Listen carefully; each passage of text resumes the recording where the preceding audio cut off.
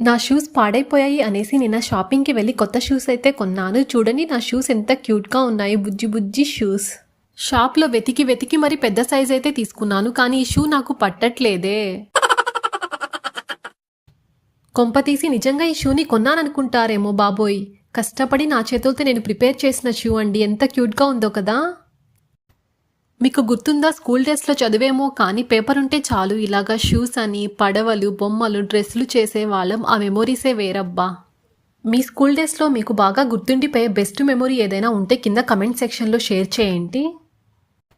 ఈ షూని prepare చేస్తున్నంతసేపు school days గుర్తొచ్చి లోపల ఒక సంతోషం అయితే అలానే ఉండిపోయింది.